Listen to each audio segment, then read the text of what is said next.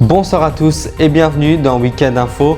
Voici les grandes lignes que nous allons aborder au cours de cette édition en ce samedi soir. Joe Biden et son épouse sont en visite d'État à Paris ce samedi. Emmanuel Macron a déployé les fastes de la République pour honorer l'alliance solide entre les États-Unis et la France. Une nouvelle journée de mobilisation a lieu dans le Tarn ce samedi contre le projet d'autoroute A69. Plusieurs milliers de personnes sont attendues selon les organisateurs, alors que tout rassemblement a été interdit par crainte de violence.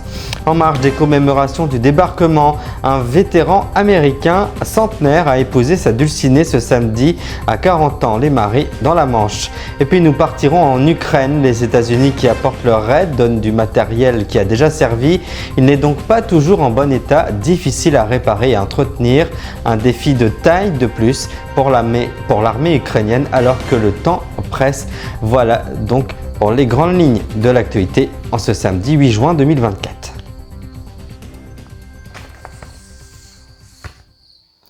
Mais tout de suite donc, après l'armée, Joe Biden était à Paris ce samedi 8 juin pour sa première visite d'État française.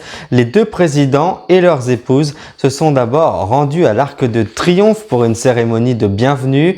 Après l'hymne américain et un dépôt de gerbes, Joe Biden et Emmanuel Macron ont ravivé la flamme du soldat inconnu. Pour célébrer la relation franco-américaine revenue au beau fixe, tous les fastes de la République ont été déployés de grands moyens, dont un défilé aérien et des Champs-Élysées pavoisés aux couleurs des deux pays pour l'occasion. C'est ce que nous explique Marie Delpech. Après la Normandie, Joe Biden à Paris pour sa toute première visite d'État française. Les deux présidents et leurs épouses se sont d'abord rendus à l'Arc de Triomphe pour une cérémonie de bienvenue. Hymne américain puis dépôt de gerbes avant que Joe Biden et Emmanuel Macron ne ravivent la flamme du soldat inconnu.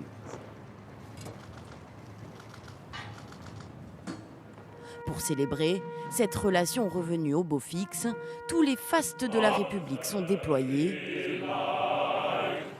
Un défilé aérien en l'honneur de Joe Biden dans le ciel. Des chevaux et des motos pour descendre les Champs-Élysées, pavoisés aux couleurs des deux pays pour l'occasion. C'est ensuite à l'Élysée que les deux présidents ont discuté des dossiers concernant priorité absolue donnée à l'Ukraine. Monsieur le Président, cher Joe, aujourd'hui en Ukraine, des femmes et des hommes se battent avec un courage remarquable, animés par la volonté de ne rien céder face à l'agression russe, que rien ne venait justifier. Nous avons collectivement réagi pour apporter notre soutien à cette nation européenne qui lutte pour sa survie et pour sa liberté, et nous continuerons de le faire aussi longtemps et avec autant d'intensité que nécessaire. Vous savez, Poutine ne s'arrêtera pas à l'Ukraine. Il ne s'agit pas que de l'Ukraine. Cela va bien au-delà de l'Ukraine. Toute l'Europe sera menacée. Nous ne le permettrons pas. Les États-Unis se tiennent aux côtés de l'Ukraine. Nous nous tenons fermement aux côtés de nos alliés et de la France. Un dîner d'État est prévu dans la soirée après une semaine de commémoration spectaculaire dans un contexte de campagne électorale pour les deux présidents. Photo de couple présidentiel avant le dîner de gala. Joe Biden a le droit à tous les honneurs, tapis rouge et 270 convives pour célébrer l'amitié franco-américaine, de quoi afficher une entente parfaite entre les deux hommes. Plus tôt ce samedi 8 juin, devant la presse, Emmanuel Macron a salué la loyauté du président américain et les visions qu'ils se rejoignent sur les grands sujets internationaux comme sur la relation bilatérale. Nous avons à cœur d'avancer sur une feuille de route commune, a-t-il déclaré. Reportage Carole Motte. Photo des couples présidentiels avant le dîner de gala. Joe Biden a droit à tous les honneurs, tapis rouge et 270 convives pour célébrer l'amitié franco-américaine. De quoi afficher une entente parfaite entre les deux hommes. Plus tôt dans la journée, devant la presse, Emmanuel Macron a salué la loyauté du président américain et leurs visions qui se rejoignent. Sur les guerres aujourd'hui qui endolorissent le cours du monde, sur les grands sujets internationaux comme sur la relation bilatérale, nous avons à cœur avec le président Biden d'avancer sur une feuille de route commune. Parvenir à un cessez-le-feu à Gaza, faire pression sur l'Iran pour éviter l'escalade, mais aussi fournir un soutien sans faille à l'Ukraine, Joe Biden s'y est une nouvelle fois engagé. Les États-Unis se tiennent fermement aux côtés de l'Ukraine. Nous nous tenons aux côtés de nos alliés et de la France. Je le répète, nous ne nous déroberons pas. Entente sur le plan international, mais sujet plus sensible sur le plan économique avec l'IRA. Un plan d'aide massive accordé à l'industrie verte américaine qui pourrait nuire au marché européen. Mais rien qui puisse ternir l'image d'une relation revenue au beau fixe entre la France et les États-Unis. Emmanuel Macron a multiplié les égards pour cette première visite d'État de Joe Biden.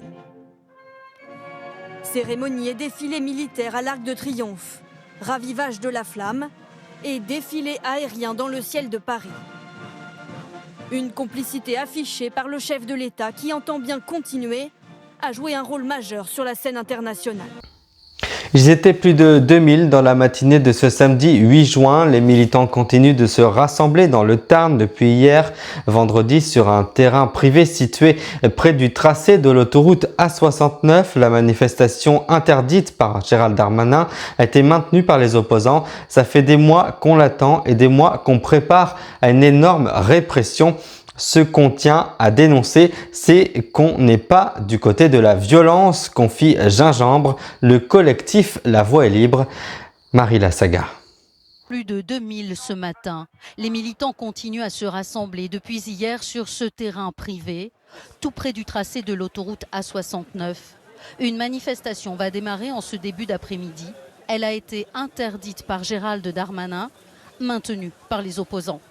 Ça fait des mois qu'on l'attend et puis ça fait des mois qu'on se prépare à une énorme répression. Et ce qu'on tient à dénoncer, c'est qu'en fait, nous, on n'est pas du côté de la violence, en fait. On va continuer de lutter jusqu'au bout, d'autant plus que plus on rend cette construction difficile, plus le gouvernement va réfléchir à deux fois pour les prochaines structures autoroutières. Les forces de l'ordre sont partout. Plus de 1000 policiers et gendarmes qui vérifient les identités, inspectent les coffres. Le village de Puylaurent, tout proche, reste pour l'instant paisible. Des commerçants ferment boutique, mais pas de grande inquiétude. Je me sens pas angoissé. Le seul problème, c'est que les commerces sont fermés. C'est pas habituel, mais bon, ça fait pas peur. Le préfet du Tarn a prévenu. Si les militants sortent du terrain qu'ils occupent, les forces de l'ordre seront obligées de réagir. Par prévention, 200 engins de chantier ont été stockés, placé sous haute surveillance. Le responsable des travaux, 40 ans de métier, reste interloqué. Ça nous est arrivé de protéger des sites sensibles, mais 4-5 machines. Là, on parle de 200 machines. On parle d'un parc qui représente plus de 100 millions d'euros. Selon la préfecture, il y aurait environ 300 Black Blocs infiltrés dans le cortège qui va démarrer. Certains rêvent de Venise en Italie. Harold Torrance, 100 ans, et sa compagne Jeanne, 96 ans, ont traversé l'Atlantique pour se marier dans la Manche ce samedi, tout près des plages du débarquement d'ailleurs. Certains ont fait le déplacement de loin pour assister à la cérémonie. C'est beau, je suis ému. Ce que j'ai pu voir au moment de la guerre, maintenant c'est beau de les voir, confie une femme. Reportage signé Tatiana Le Riche. Certains rêvent de Venise. Harold Terren, 100 ans, et sa compagne Jeanne, de 96 ans, ont traversé l'Atlantique pour choisir de se marier à 40 ans les Marais en Normandie, tout près des plages du débarquement.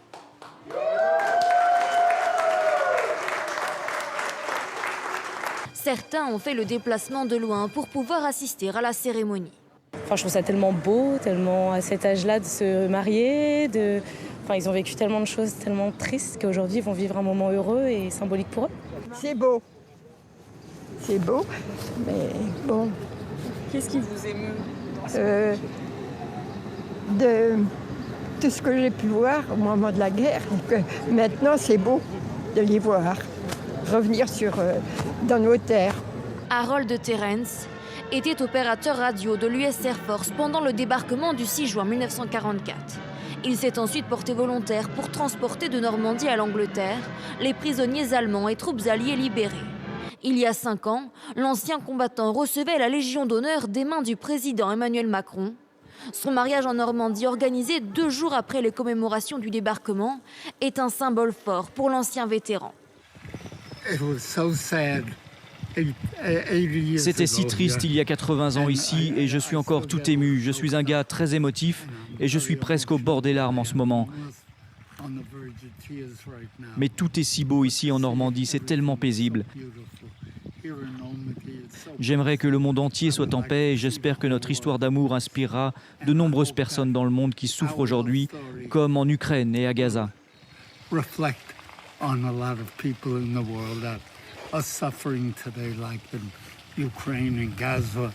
Ce soir, après leur cérémonie de mariage, Harold de Terrence et son épouse seront reçus à l'Élysée pour le dîner d'État organisé à l'occasion de la visite de Joe Biden. Une équipe de France Télévisions s'est rendue dans une base arrière de base donc de l'armée ukrainienne. C'est là qu'est réceptionné une partie du matériel militaire envoyé par les Alliés. Les Américains viennent de livrer une dizaine de Max Pro, les véhicules blindés de transport de troupes. Si les unités en première ligne les attendent avec impatience, ces véhicules stationnés depuis un moment sur une base américaine en Europe ne sont pas opérationnels immédiatement. Les opérations sont à envisager, comme nous l'expliquent Sophie Pérez et Christine Cambéry. Nous sommes dans une base arrière de l'armée ukrainienne, à l'ouest du pays, dans un endroit tenu secret. C'est ici qu'est réceptionnée une partie du matériel militaire envoyé par les Alliés. Voici justement la dernière livraison américaine. Une douzaine de Max Pro, des véhicules blindés de transport de troupes, indispensables pour les allées et venues des soldats sur le front. Nous avons exceptionnellement le droit de les filmer. On les a reçus il y a 2 jours. Ça fait partie de la nouvelle aide qui a été votée aux États-Unis.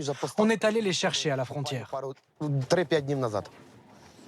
Les unités en première ligne les attendent avec impatience. Mais ces véhicules stationnés depuis un moment dans une base américaine en Europe ne sont pas opérationnels immédiatement. Le problème, c'est le pare-brise. Vous voyez, il est abîmé. Les chauffeurs ne peuvent rien voir, surtout le soir, alors qu'ils conduisent beaucoup la nuit. En plus, on a vérifié tout le système électrique, les fusibles, et ce n'est pas en bon état. Ça moisit, parce qu'ils n'ont pas servi depuis un moment. Ils n'étaient pas entretenus. Pour les pare-brises, c'est un vrai problème, parce que ce modèle n'est pas très commun en Ukraine. On a demandé à une usine de nous les fabriquer, mais il va falloir attendre 1 mois et demi. Des semaines supplémentaires de réparation, alors que le temps presse. Les Ukrainiens sont devenus les rois de la débrouille. Dans cet autre entrepôt, voici un blindé français de marque Renault. La France a envoyé ses vieux véhicules. Elle modernise actuellement ses équipements. L'un des essieux est cassé. Mais qu'est-ce qu'on peut faire avec ces trous ? Olé, le chef de l'atelier, peine à dissimuler son agacement. L'entretien du matériel étranger vire de plus en plus au casse-tête. On n'a aucune pièce détachée pour ce VAB. Alors on fait de la soudure, on rafistole comme on peut, on bricole de vieilles pièces. Malgré leurs demandes répétées à leurs alliés, les pièces de rechange n'arrivent pas. En revanche, en matière de formation, ces mécaniciens s'appuient d'ores et déjà sur la France. Ces derniers mois, 2 soldats de mon atelier sont allés se former à Metz. Ils ont appris comment entretenir ces véhicules. Mais j'aurais besoin que 2 autres hommes, au moins, soient formés aussi. Ils pourraient partager leurs connaissances avec les autres gars de l'atelier. Ça nous ferait gagner en efficacité. Dans cette base, les responsables demandent même plus. Des formateurs et des instructeurs sur place, bien plus que l'envoi de troupes armées. Si nos alliés veulent envoyer des hommes, ce sont des techniciens qu'il nous faut. Ici, on aurait besoin d'au moins 2 spécialistes qui resteraient à temps complet pour nous guider et nous éviter de perdre du temps. En attendant, ce sont des garagistes de la région qui viennent donner un coup de main. Il suffit de jeter un coup d'œil à l'extérieur, sur ce cimetière de véhicules blindés, endommagés par les combats, pour mesurer l'étendue et l'urgence des besoins ukrainiens.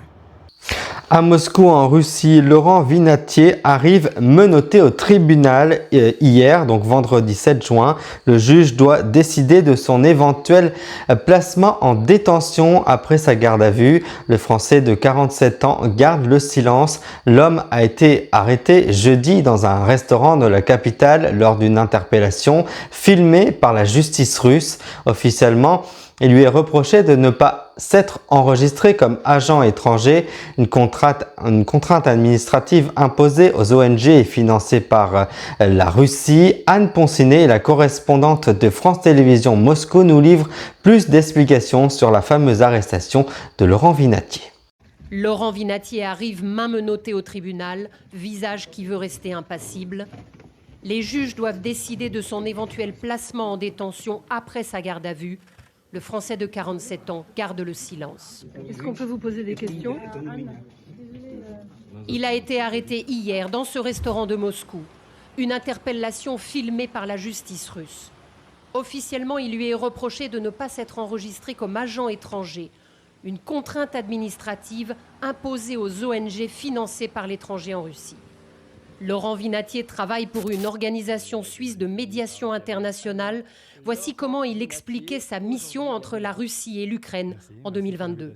Notre travail au sein d'HD, c'est d'inviter des représentants des deux parties en conflit, on travaille dans des conflits, les inviter à la même table et discuter de savoir comment on peut faire la paix. Au cours de l'audience, que nous ne pouvons filmer que par écran interposé, Laurent Vinatier reconnaît qu'il n'a pas respecté le règlement. Je vous présente mes excuses pour ne pas avoir m'être enregistré comme agent étranger. Il est finalement placé en détention jusqu'au 5 août. Aucune accusation d'espionnage n'est formellement retenue contre lui, mais le communiqué du tribunal prétend qu'il recueillait des informations militaires, des allégations largement reprises par la presse russe. Hier soir, Emmanuel Macron a évoqué le cas de Laurent Vinatier pour assurer que le Français bénéficierait de toute l'aide consulaire de l'ambassade de France ici à Moscou. Mais il a aussi affirmé que le Français réalisait ses missions de médiation dans le cadre des travaux d'une ONG suisse. Et c'est plutôt une très bonne nouvelle que nous apprenons aujourd'hui. Ils semblent fatigués, mais ils sont libres ce samedi. Noah Argamani, 25 ans, Almog Medjab, 21 ans, Andrei Koslov, 27 ans et Slomikiv, 40 ans. 4 otages retenus par le Hamas ont été libérés par l'armée israélienne aujourd'hui. Tous avaient été enlevés le 7 octobre 2023 lors de l'attaque au festival de musique Nova. À l'hôpital où ils sont pris en charge, leurs amis ont crié leur soulagement de les revoir en vie. Reportage Carole Verov. La joie et l'émotion, difficiles à contenir, lorsque viennent ces étreintes si longtemps attendues. La démarche est mal assurée. Ils semblent fatigués, mais ils sont libres. Noah Argamani, 25 ans, Almog Merjan, 21 ans, Andrei Kozlov, 27 ans et Shlomi Ziv, 40 ans. Ces 4 otages retenus par le Hamas ont été libérés par l'armée israélienne. Merci d'avoir ramené mon fils auprès de moi, auprès de nous. Tous avaient été enlevés le 7 octobre dernier lors de l'attaque au festival de musique Nova. À l'hôpital où ils sont pris en charge, leurs amis crient leur soulagement de les revoir en vie. Almog va bien. Il sourit, il rit, il pleure.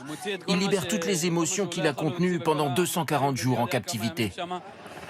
C'est l'armée israélienne qui est allée les libérer à Nuseirat, dans le centre de Gaza. L'opération a été menée en plein jour pour, dit-elle, surprendre le Hamas. Les soldats ont simultanément pris d'assaut 2 immeubles d'habitation où ils affirment que les otages étaient retenus parmi des familles de civils et des gardes. Ils fuient l'enclave en embarquant depuis cette plage, direction Israël. L'armée israélienne a annoncé avoir perdu 1 soldat dans l'opération et reconnu qu'une centaine de Palestiniens avaient été tués. Depuis plusieurs jours, les frappes israéliennes se concentraient dans cette zone de Gaza, tuant de nombreux civils. Mes 2 cousins ont été tués, 2 autres ont été grièvement blessés. Ils n'avaient rien fait de mal. En réponse à cette opération, ce soir le Hamas prévient, si l'État hébreu pense pouvoir gagner par la force, il se fait des illusions. Les préconisations de la Cour des comptes ont relancé un débat récurrent. Faut-il arrêter les arrêts maladie de complaisance? Cela soulève une autre question. Les Français abuseraient-ils des arrêts de travail? C'est l'une des grandes questions puisqu'un dédoublement des arrêts maladie en 5 ans est la preuve d'un abus, peut-on lire sur un message posté sur X, anciennement Twitter. En France, sachez que les arrêts maladie a en effet progressé de 8,8 millions d'arrêts prescrits en 2022, soit 30% de plus d'il y a 10 ans. Selon les chiffres du ministère de l'économie et des finances, il est toutefois compliqué de savoir si cette augmentation est due à un abus, comme nous l'explique Anne Crou ce soir. Depuis 10 ans. Ce sont en fait les arrêts de plus de 6 mois qui pèsent le plus lourd, 45% des dépenses annuelles. Selon certains économistes, cibler les arrêts courts serait même contre-productif. Ça veut dire que des gens qui sont malades vont aller travailler. Imaginez quelqu'un qui a la grippe, il ne va pas pouvoir forcément s'arrêter. Une semaine de salaire ou 5-6 jours, c'est beaucoup sur un salaire mensuel. Donc, il va aller travailler, donc il va passer sa maladie, si elle est virale, à tous ses collègues. Et puis, quelle productivité, dans quel état on va travailler si on est malade? Est-ce que c'est la bonne méthode de générer des économies? Honnêtement, j'en suis pas persuadée. Il est donc difficile de savoir quelle est l'ampleur des abus parmi les arrêts de courte durée. Mais selon les spécialistes, restreindre totalement leur indemnisation ne constitue pas la solution miracle pour réduire les dépenses de santé.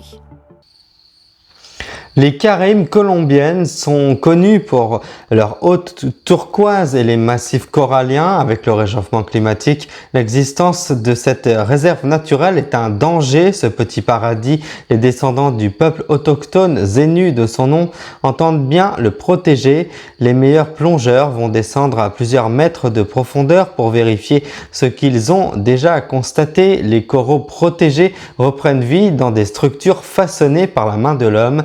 Partons donc à la découverte des Caraïbes colombiennes grâce à Bernard Mousset et ses équipes. Les Caraïbes colombiennes sont connues pour leurs eaux turquoises et leurs récifs coralliens. Avec le réchauffement climatique, l'existence de ces trésors naturels est en danger. Ce petit paradis, les descendants du peuple autochtone Zenu entendent bien le protéger. À bord de cette embarcation, les meilleurs plongeurs de la tribu.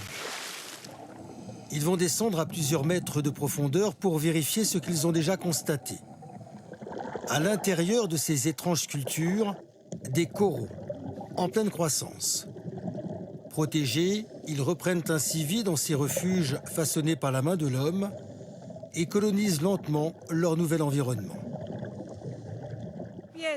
Les statues que nous avons placées sont un substitut idéal et naturel. Elles permettent aux coraux de se développer parce que leur processus biologique est respecté.